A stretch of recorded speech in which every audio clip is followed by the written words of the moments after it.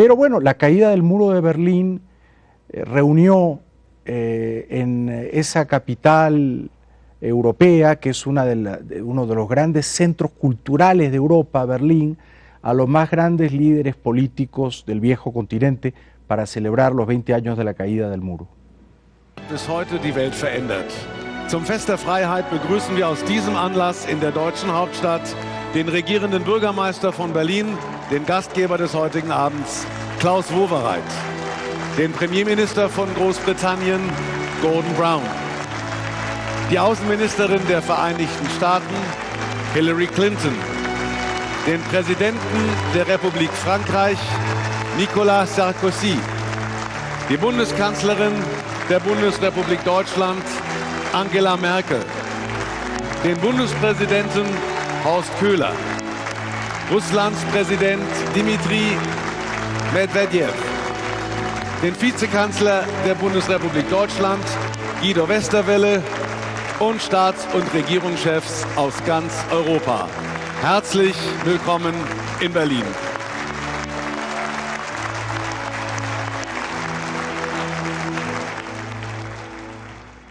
Dios bendiga a Berlín libre y a Alemania reunida en un solo país. Ahora, ¿qué hacía ahí Dmitri Medvedev? Yo no sé por qué lo invitaron, ha sido bien generosos, ¿no? Porque el primer ministro ruso, no fueron los rusos precisamente los que entraron en la parte de Berlín Oriental. Cuando cayó Berlín, cuando se suicidó Hitler, y hay que leer la historia, las tropas aliadas que habían desembarcado una noche terrible de junio de 1944 en Normandía, las tropas aliadas, norteamericanos, ingleses, llegaron por fin a Berlín, diezmadas, porque eso fue una carnicería en las playas de Normandía. Hay que ver el documental que hicieron Spielberg y Tom Hanks, Band of Brothers, para ver cómo los alemanes cazaban como si fueran palomas a los paracaidistas que caían sobre las playas de Normandía. Pero los alemanes y alemanas que vivían en Berlín Occidental, ahí donde llegaron las tropas aliadas, tuvieron suerte, porque esa parte de la ciudad quedó bajo el dominio o la tutela de las tropas aliadas. La otra parte de la ciudad donde entraron los rusos, bueno, eso fue una carnicería y sobre todo no quedó mujer alemana en Berlín Oriental que no fuera violada por las tropas rusas. Los rusos pasaron por las armas a todas las pobres alemanas que vivían a ese lado de Berlín. Luego dividieron la ciudad, los rusos se quedaron con esa mitad y esa fue la mitad a la que se le negó la libertad y esa fue la mitad que se quedó en el oscurantismo comunista. Yo estuve en Berlín cuando había Berlín Occidental libre y Berlín Oriental totalitario, comunista. Yo pasé el Checkpoint Charlie y el contraste entre lo que era la ciudad de Berlín libre, capitalista, democrática, opulenta, las luces de neón, la gente libre y rica prosperando, y esa otra cara de Berlín que era como una ciudad fantasmagórica, una ciudad gris, una ciudad congelada en el tiempo, una ciudad donde la gente tenía miedo de hablar o de mirar, como eran las ciudades donde el Estado comunista, el gran hermano, mandaba. Era un contraste increíble. Bueno, por suerte, hace 20 años cayó el muro, pero uno dice, ¿y qué hacen los rusos ahí festejando? Si eran los rusos los que tenían sojuzgada a Berlín Oriental y a buena parte de Europa del Este, porque cuando cayó el muro, cayeron también las dictaduras comunistas de Europa del Este. Como caen las piezas de dominó en esta recreación de lo que fue ese momento histórico en el que cae el muro y empiezan a caer las dictaduras totalitarias que estaban controladas, que eran satélites del poder imperial soviético. Y luego, por supuesto, lo que era la Unión Soviética quedó partida y fragmentada en 1000 pedazos. Más de 100.000 espectadores presenciaron la caída de las 1.000 piezas de dominó que fueron pintadas por artistas y jóvenes de todo el mundo y que recordaron el fin del llamado telón de acero.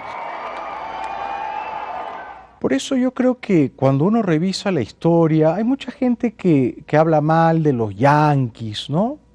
De los americanos, de los gringos que son imperialistas. Bueno, uno no va a sostener aquí que la política exterior norteamericana ha sido siempre virtuosa o irreprochable, pero una cosa sí les debemos a los norteamericanos y a los ingleses, más que a los rusos. Y es que el mundo no es ahora, o por lo menos Europa no es ahora, una granja nazi, gracias a que los norteamericanos y los ingleses se arrojaron en paracaídas en Normandía y fueron a liberar a Berlín, cosa que no hicieron los franceses, ¿no? Cosa que no hicieron los españoles, cosa que no hicieron los italianos, ¿no? Porque los franceses a la hora de pelear se comen un queso camembert, destapan un vino tinto y se rinden, ¿no? Así que los franceses, que son muy antiamericanos, que se acuerden quiénes fueron los que, arriesgando sus vidas y perdiendo tropas en el camino, fueron a liberar Europa, que no fueron ellos.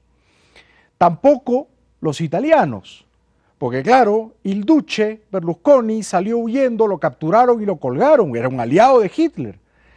Y Mussolini dije, ¿no? ¿O dije Berlusconi? Si dije Berlusconi por Mussolini, bueno, fue un equívoco, fue un despiste verbal, pero la verdad es que Berlusconi en estos tiempos no parece muy distinto de Mussolini, ¿no? Por lo menos por la ordinariez y la safiedad y la vulgaridad de sus modos políticos. Están celebrando la caída del muro de Berlín, los 20 años, y Berlusconi se queda dormido.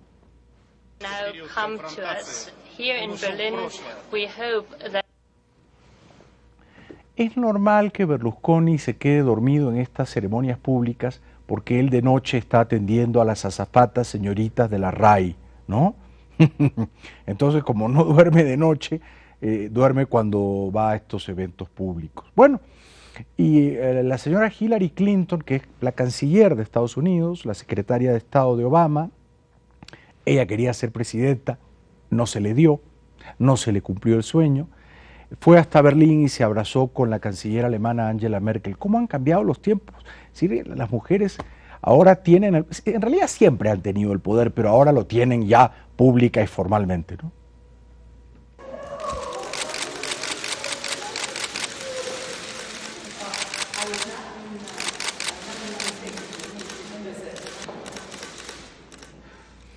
Bueno, muy bien, es un abrazo muy efusivo y son dos damas muy inteligentes y muy respetables. En Rusia, que ya no es la Unión Soviética, se celebraron los creo que 68 años de la Revolución Comunista de Octubre que derrocó a los zares y que asesinó brutalmente al zar, a su esposa, a sus hijas, con lo cual Rusia pasó de ser gobernada despóticamente por los zares a ser gobernada despóticamente por los jerarcas comunistas.